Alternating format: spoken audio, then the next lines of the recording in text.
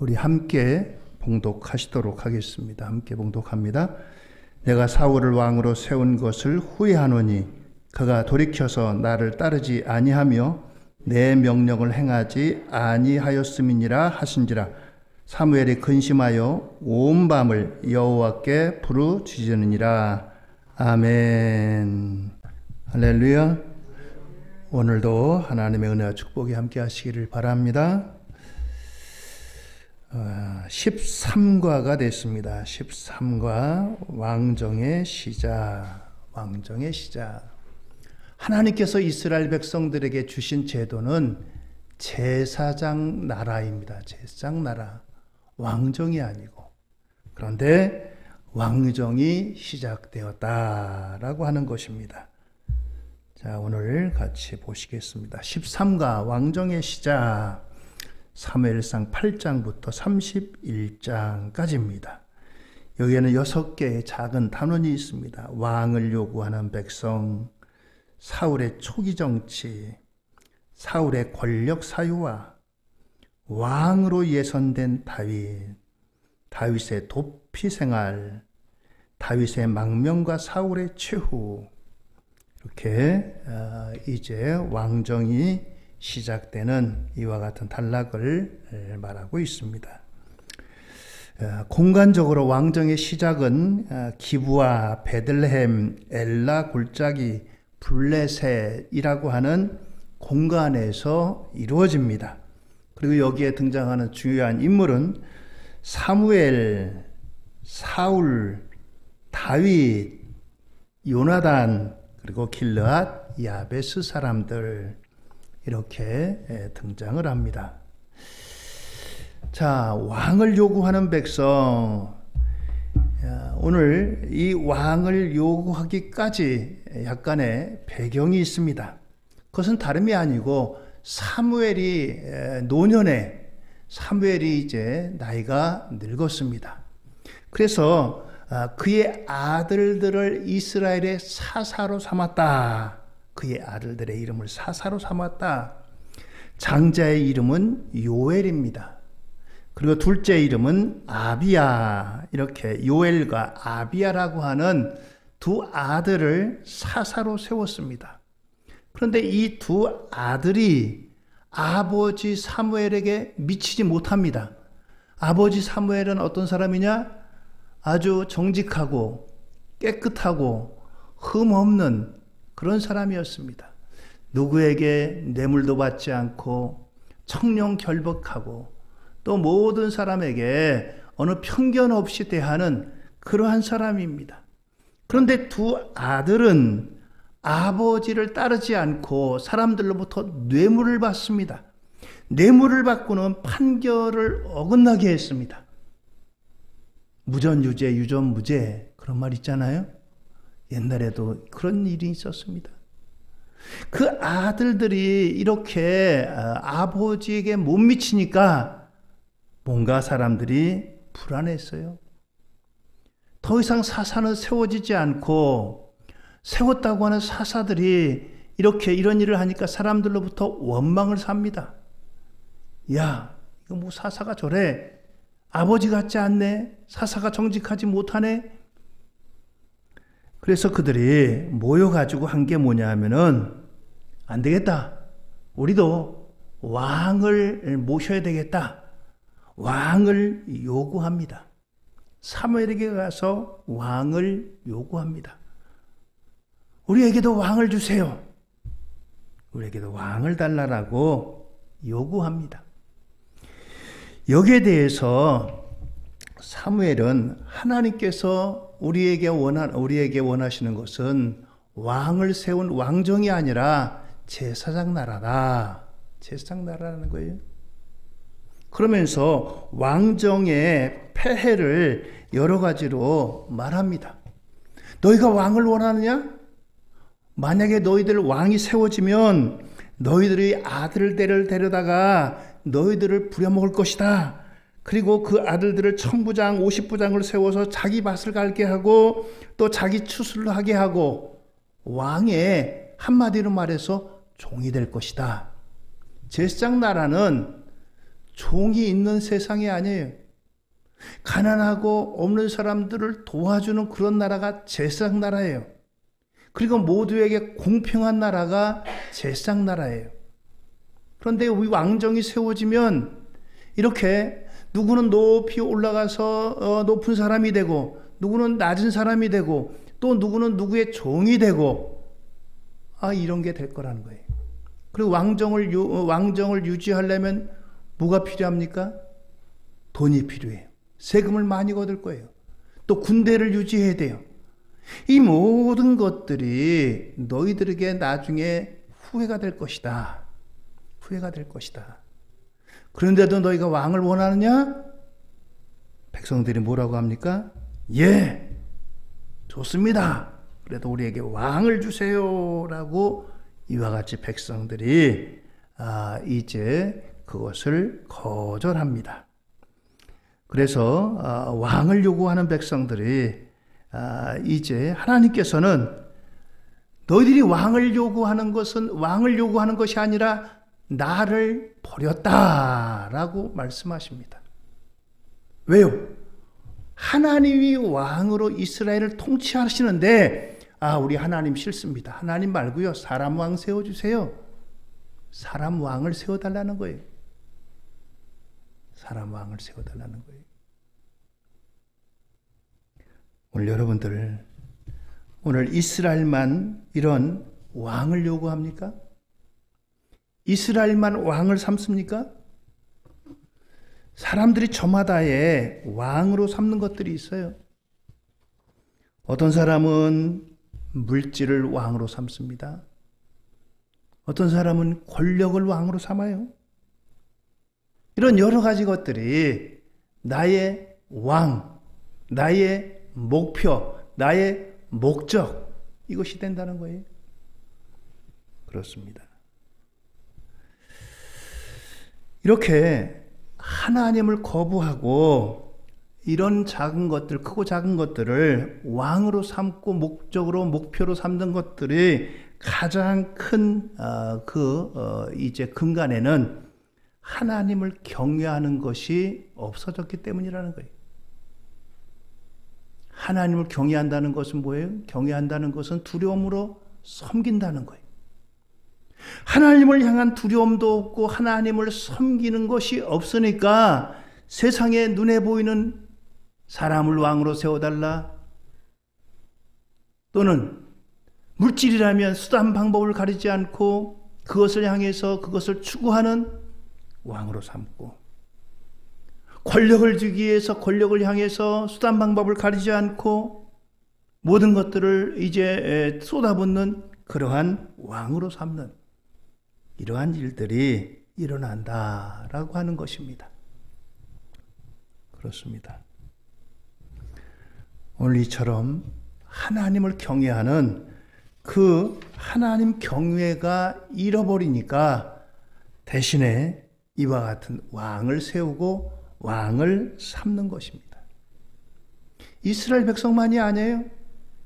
오늘날 우리들도 보이지 않는, 때로는 눈에 보이는 이런 것들을 왕으로 삼고 추구하고 이것을 목적으로 해서 삼는 겁니다. 그렇습니다. 오늘 저와 여러분들, 우리는 과연 누구를 왕으로 삼고 있습니까? 이렇게 왕으로 삼는 이유 가운데 하나는 하나님을 경외하는 것을 잃어버렸기 때문이라는 거예요.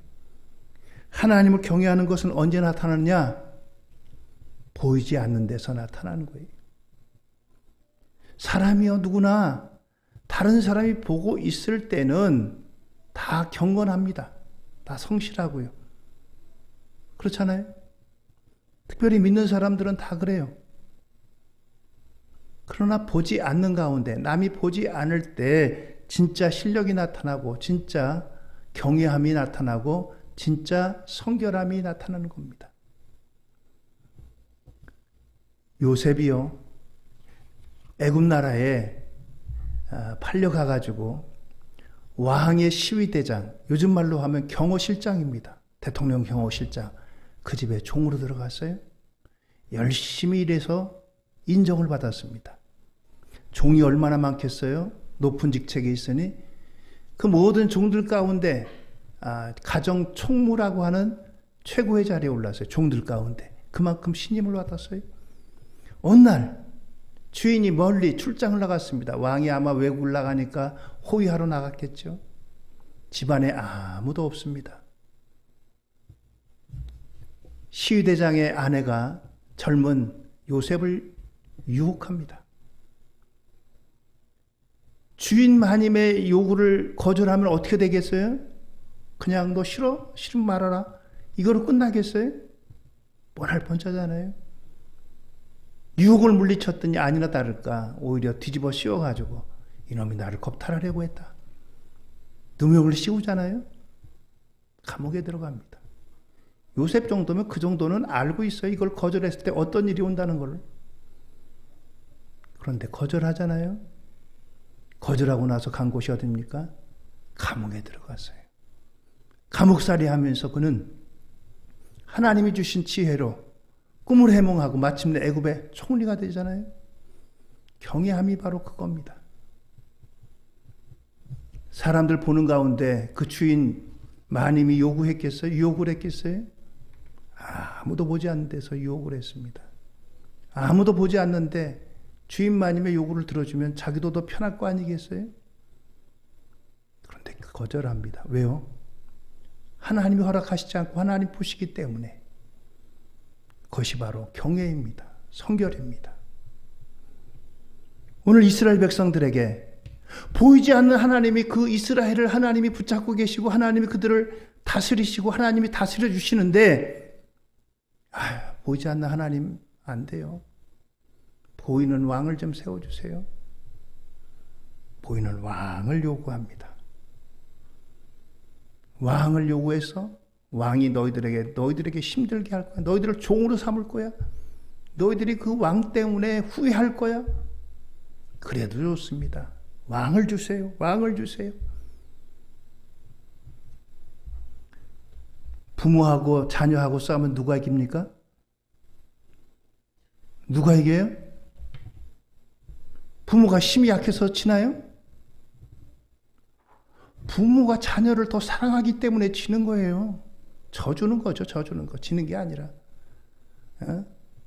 아이고 자녀가 그냥 자기 요구 안 들어준다고 그냥 고래고래 그냥 울고불고 하면 야 이러다 이거 큰일 나겠다. 그래 알았어. 뻔히 안 좋은 거 알면서도 들어주잖아요. 왜요? 또 사랑하기 때문에. 사랑하기 때문에 지는 거예요. 이스라엘 백성들이 왕을 요구해요. 왕을 요구해서 왕을 주면 틀림없이 이렇게 될 거 하나님이 모르시고 그래 허락하시겠어요? 하나님이 져주시는 겁니다. 그래 알았어.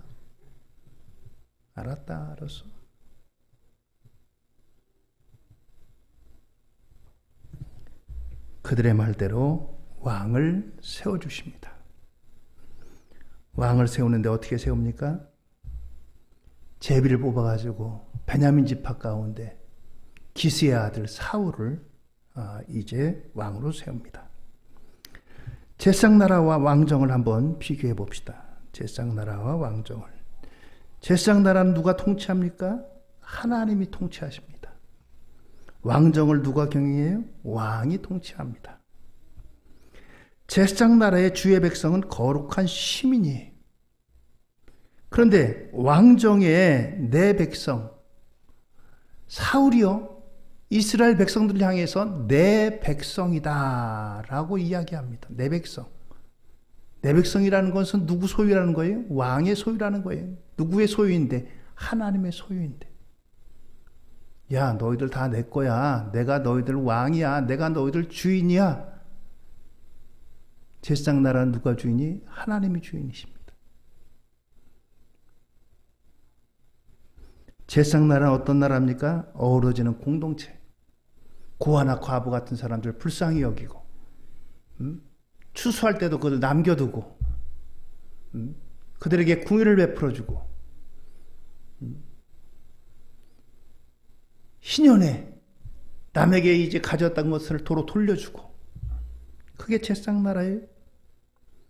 왕정은 어떻습니까? 계급체계예요.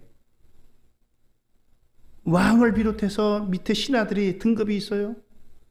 누구는 높은 사람, 누구는 낮은 사람, 계급이 있습니다. 제사장나라는 사회적 약자 배려가 우선입니다. 왕정은 강자 중심의 명령체계, 명령체계입니다. 사울이 다윗을 향해서 저놈 잡아라! 그리고 본보기르다 사울을 숨겨주었던 제사장들까지 모조리 죽입니다. 제사장까지 죽이니까 일반 사람들이 야, 다윗 숨겨줬다간 저렇게 되겠구나. 명령체계입니다. 이게 제사장 나라와 왕정의 차이입니다. 그렇습니다. 이처럼 제사장 나라와 왕정은 이러한 차이가 있습니다. 사울왕의 계보를 잠깐 볼까요? 사울왕의 족보입니다. 쭉 보면 사울의 위에 기스가 있고 넬이 있고 아비엘이 있고 그렇습니다. 이와 같은 사울왕의 계보가 있고요. 자, 이렇게 해서 베냐민 지파의 사울이 왕으로 뽑혔습니다. 이건 뭐 성경에 있는 건 아닙니다만 지금 이스라엘의 수상 이름이 베냐민 네타냐후라고 하는 사람입니다. 베냐민 네타냐후. 그 사람이 아마 자기 베냐민 지파 출신인 것 같아요. 그래서 베냐민 네타냐후가 이름입니다. 그렇게 아마 이름을 붙인 것 같아요. 이제 사울이 베냐민 지파 출신입니다. 베냐민 지파는 이스라엘 12지파 가운데 가장 인구가 적은 지파예요. 야곱에게 4부인이 있었잖아요. 4부인을 통해서 12아들을 낳았습니다. 12아들 가운데 가장 야곱이 사랑한 여인이 라헬인데 라헬과의 사이에서 낳은 아들이 요셉과 베냐민입니다. 그래서 두 아들은 어느 누구보다도 끔찍하게 사랑했어요. 다른 여인들은 뭐 셋도 낳고 넷도 낳고 그랬는데 이제 라헬은 베냐민을 낳다가 죽기도 하고요. 그만큼 이스라엘에서 베냐민은 이러한 지파입니다.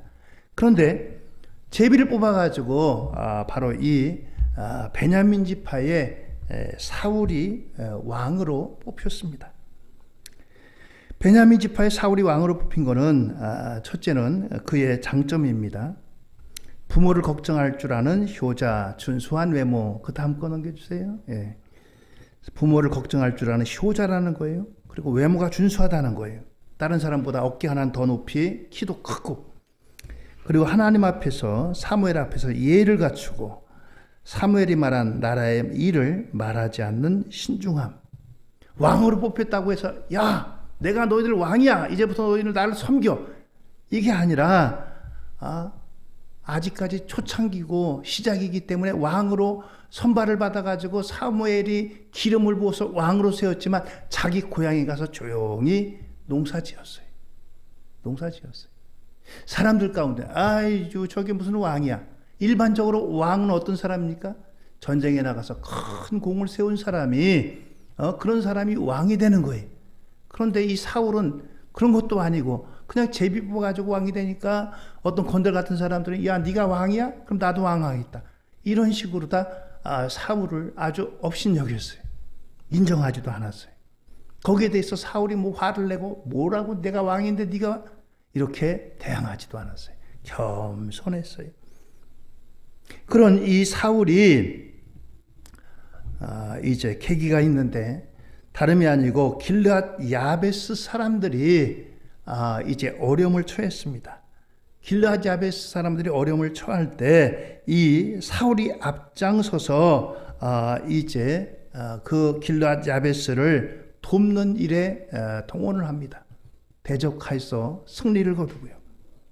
이 일로 말미암아 사울의 힘이 더 커지고 사람들이 사울을 왕으로 인정하고 그러한 분위기가 조성이 됩니다.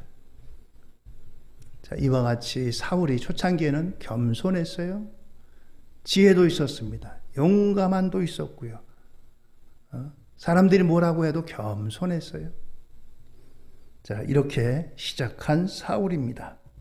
그 다음 그림 볼까요? 통으로 본 왕정 500년.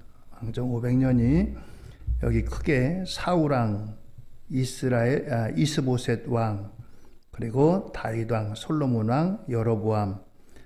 솔로몬 왕 다음에 남북으로 나눠지죠. 여로보암과 르호보암, 이렇게 남북으로 나눠지는 그러한 이스라엘의 왕정입니다.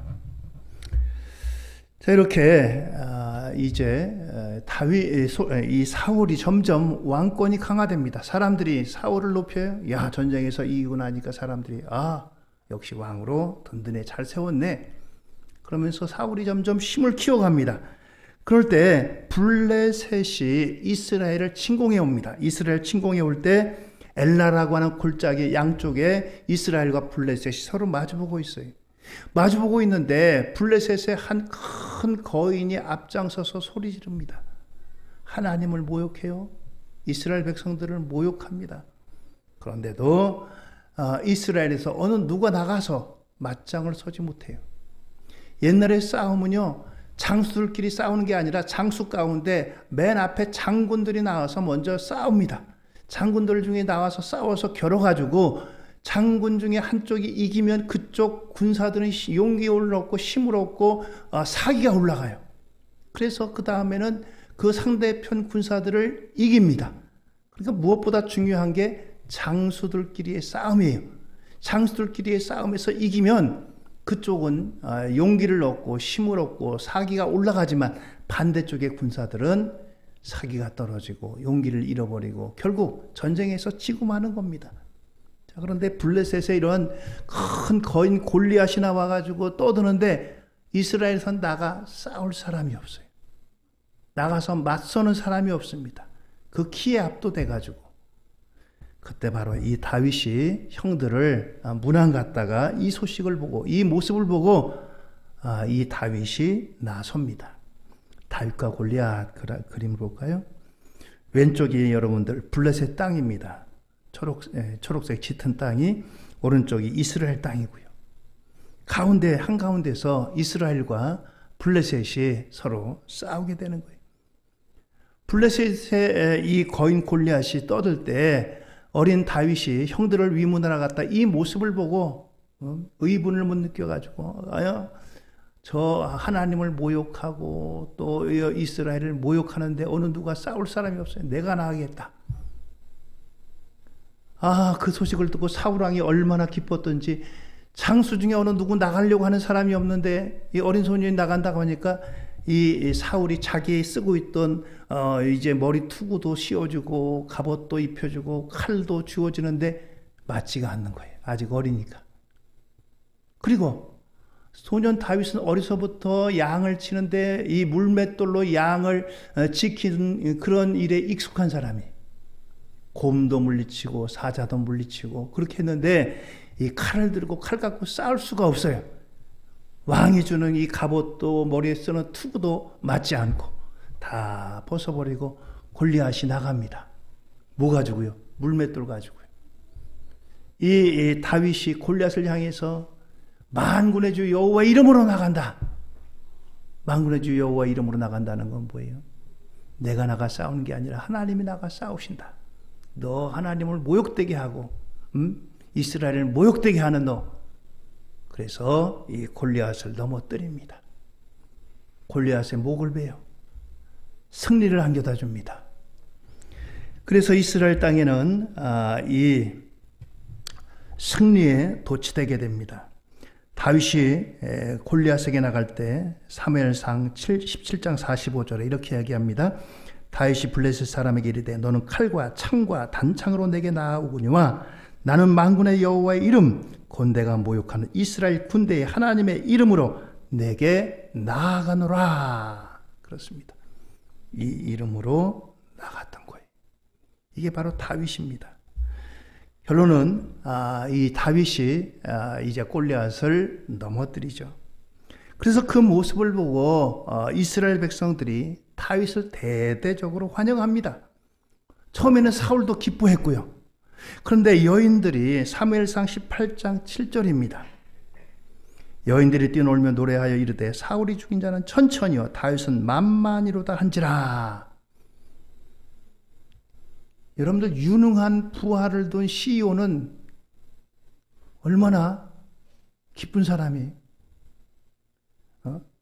자기에게는 능력이 없지만 유능한 부하를 둬가지고 유능한 부하를 두고 회사를 잘 경영하면 얼마나 잘 되고 좋은 거예요. 나라도 마찬가지죠. 능력 있고 그런 부하, 이제 밑에 부하를 두면 그 부하를 통해서 나라를 잘 안정시키고 번영하게 하면은 얼마, 그게 누구에게 돌아가겠죠? 결국은 왕에게 돌아가겠죠. 그런데 사울은 이 이야기를 듣고 너무너무나 마음이 아픈 거예요. 마음이 아픈 게 아니라 속이 쓰린 거예요. 뭐 사울은 천천, 다윗은 만만? 야, 그러면 다윗이 빼앗을 게, 다윗이 없는 게 뭐냐? 왕위만 다윗에게 없지 다윗이 모든 거 갖고 있지 않느냐? 그때부터 다윗을 견제합니다. 사실 이 골리앗을 넘어뜨린 자에게 자신의 딸을 준다고 했어요. 사울이. 딸을 주긴 줍니다. 근데 맏딸이 싫다 그래요.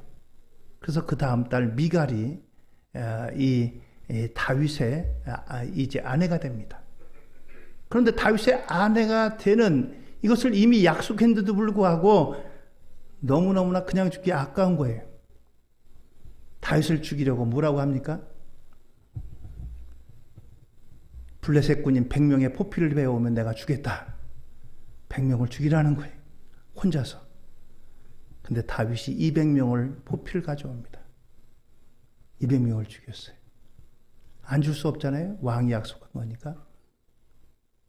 할 수 없이 줍니다. 오늘 이처럼 사울은 다윗이 골리앗을 넘어뜨린 게 얼마나 나라를 평안하게 하고 나라를 지키고 나라를 구하고 그런 일을 했어요. 그런 일을 했음에도 다윗을 견제합니다. 그래서 이와 같이 다윗을 죽이려고 이러한 일들을 꾸밉니다. 그 다음은 다윗을 향한 사울의 시기. 자, 여기 다윗이 사울을 그때부터 죽이기 원하는 그런 마음이 있습니다. 그래서 이 다윗을 죽이려고 직접적으로 창을 던지기도 하고 뭐 이런저런 이제 일을 꾸밉니다. 그래도 이 다윗이 죽지 않고 그러니까 군사를 풀어가지고 직접적으로 면전에서 이제 내가 다윗을 죽이겠다. 예전에는 아무도 모르게 사람들에게 공피하지 않고 그냥 다윗을 죽이려고 했어요. 그런데 더 이상 안 되는 거예요. 그러니까 공표를 하고 사람들에게 누구든지 이 다윗을 보거든 다윗을 신고하라 라고 합니다. 다윗이 도피 생활을 해요. 다윗이 도피 생활을 합니다. 다윗이 이곳저곳을 도망하다가 나중에는 이스라엘에서 더 이상 갈 데가 없어요. 그래서 간 곳이 어디입니까? 블레셋으로 갑니다. 블레셋으로 갈 때 그냥 가면 이 다윗이 옛날에 자기네 장수인 골리앗을 죽인 것을 알고 다윗을 그냥 두겠어요? 죽이겠죠. 그래서 다윗이 이 블레셋에 가서 어떻게 하냐면은 미친 척을 합니다. 침을 질질 흘리고 머리를 산발을 하고 그냥 옷도 그냥 블레셋이 아무리 이 다윗을 미워하고 다윗이 원수라고 해도 왕이 미친 이 다윗을 결코 이제 죽인다든가 그런 일은 할 수 없을 것으로 다윗이 내다본 거예요. 다윗이 그래서 미친 척을 하는 겁니다. 그러니까 사람들이 이놈이 우리 골리앗 장군을 죽인 그 다윗입니다. 왕이시여, 이놈을 당장 이제 처벌하십시오. 했지만 블레셋 왕이 야, 저건 미친 거다. 미친 건데 뭘 죽이느냐 해가지고 살려줍니다.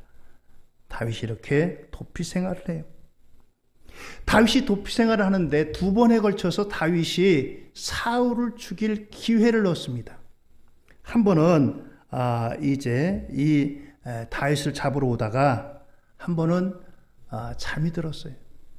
사울이 3,000명의 군대를 끌고 오는데 먼 길에서 오고 이것저것 이제 추격하다 보니까 피곤했던지 그냥 이 다윗을 이제 동굴 안에다 집어넣고 동굴을 수색하다가 잠이 들었습니다.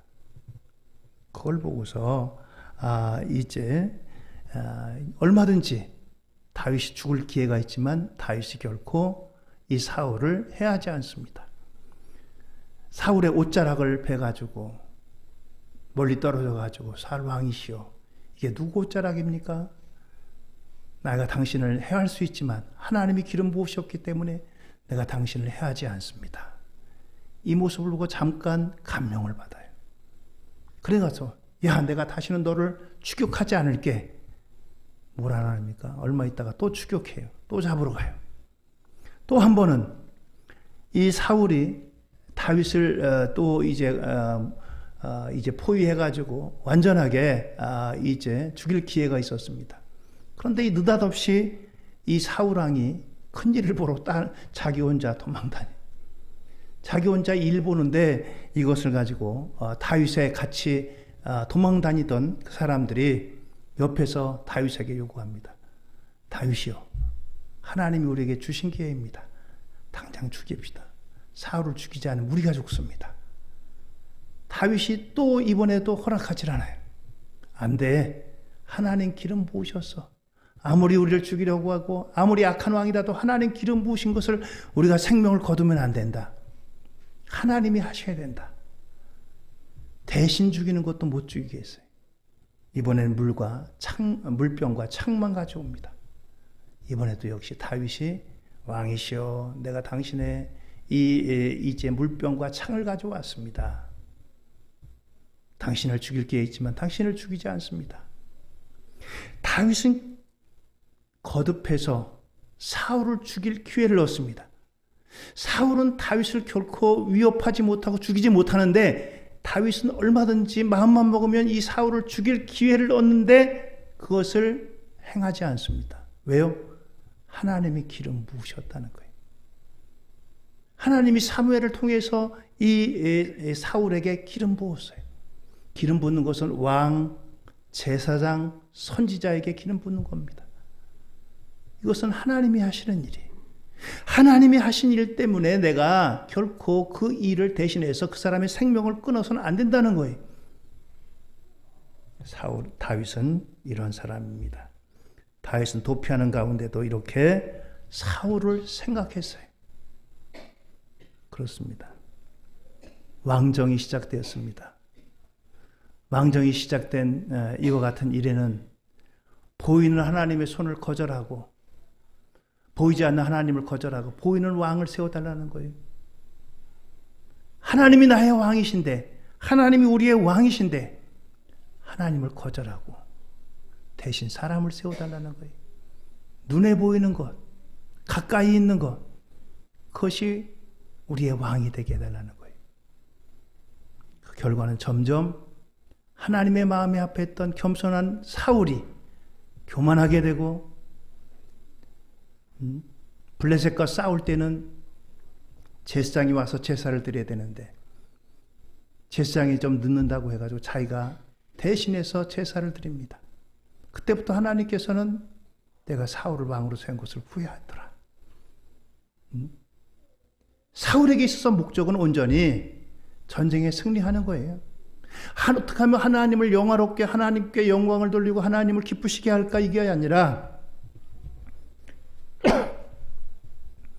전쟁에 승리하고 백성들로부터 인기를 얻고 내가 이 왕좌를 오래도록 누릴 것인가, 이것이 목적입니다. 그러다 보니까 이 다윗을 죽이려고 그처럼 10년 동안이나 따라다녀요.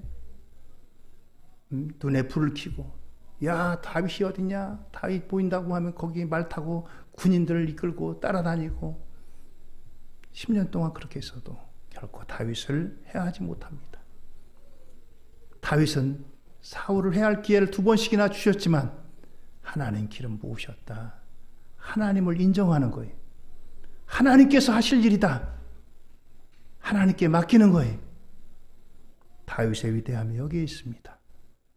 전쟁에서 골리앗을 넘어뜨려 이긴 것도 중요한 일이고 위대한 일이지만 다윗의 위대함은 바로 사울을 2번씩이나 자기 생명을 위협하는 사울을 제거하면 자기는 더 이상 위험하지 않고 도망 다니지 않아도 되고 안전하고 얼마든지 그럴 기회에, 그럼에도 불구하고 결코 하나님의 뜻을 그는 저버리지 않습니다. 하나님이 다윗의 왕이기 때문입니다. 사울에게 있어서 사울은 자신이 이스라엘의 왕인 거예요. 그 백성들이 내 백성인 거예요. 하나님 백성 아니고. 다윗은 여전히 하나님만이 나의 왕이시다라고 하는 겁니다.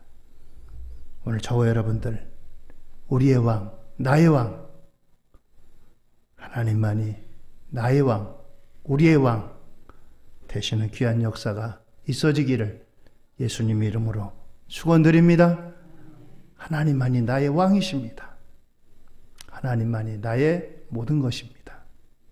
그것이 바로 오늘 우리가 기억하고 또 하나님을 나의 왕으로 모시고 살아가는 저와 여러분들 되기를 예수님 이름으로 축원드립니다. 기도하시겠습니다.